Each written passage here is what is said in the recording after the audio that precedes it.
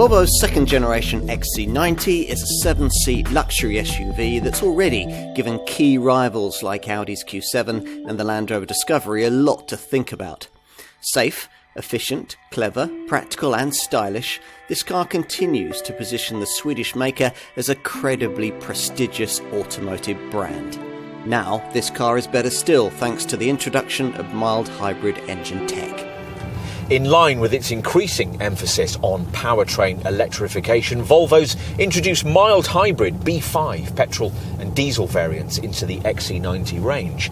Most buyers will prefer the 235 horsepower diesel unit over the 250 horsepower petrol version, but either way, the drivetrain setup is the same, based around a 48-volt battery, a KERS kinetic energy recovery system, and an ISG integrated starter generator. Every time you brake or take your foot from the throttle, the KERS setup captures surplus energy and stores it as electricity in an extra battery provided in the boot. That additional electricity can be used to boost acceleration, help the stop-start system, or power auxiliary functions. The objective here wasn't to provide Prius-like periods of electric-only driving, but instead make the engine more efficient via smoother transitions between driving, cruising and resting.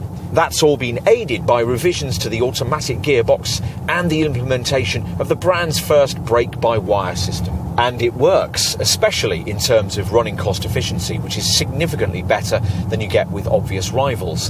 A B5 diesel is capable of a WLTP-rated combined cycle fuel figure of up to 44.1 mpg and an NEDC-rated CO2 return of up to 154 grams per kilometre.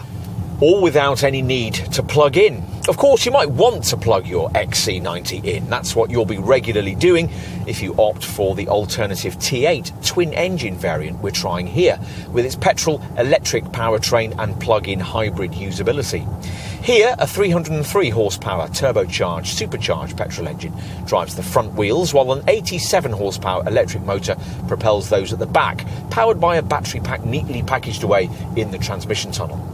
As part of the changes made to this revised XC90 lineup, that lithium-ion battery is now slightly larger than before, hence a useful boost in this T8 model's operating range from 22 to 29 miles, though charging times are slightly longer too.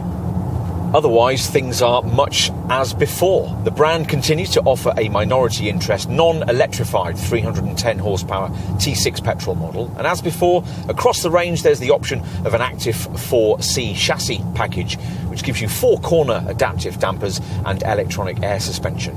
Handling strikes a good balance between comfort and agility. Cruising refinement meets the required executive standard. And there's the potential for a mild amount of off-road prowess.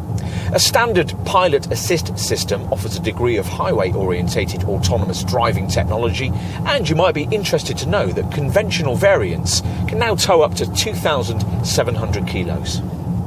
No significant changes have been made to the look of this second-generation XC90. None were really necessary, thanks to styling that designer Anders Gunnarsson describes as timeless, which is important given the long production life planned for this Mark II model. The shape, though substantial, is cleverly proportioned to look as compact as possible. So many large luxury SUVs appear bulky and intimidating. This isn't one of them. We liked the front of cabin experience served up by this XC90 when we first tested it back in 2015, and we still do. This interior is simple, elegant and very uncluttered, with only 8 buttons on the fascia. The remaining functions you'd normally access through confusing rows of little switches on the dash have been relocated into menu options that lie behind the big, easy-to-use icons you'll find on a smart 9-inch infotainment colour touchscreen that's presented portrait style on the centre console. You'll glimpse more high-tech screen technology through the 3-spoke wheel courtesy of Volvo's 12.3-inch active TFT crystal driver's information display. Otherwise, though, this cabin's an aesthetic triumph, immaculately made and full of premium touches like this diamond-cut start-stop control switch and the slatted cover for this centre dash compartment. As for the boot space on offer, well, that's fallen slightly with the introduction of the mild hybrid powertrain, but it's still very class competitive. Inevitably, capacity is going to be a little restricted with all 7 seats in place, though even in this configuration, you still get 302 litres of luggage space.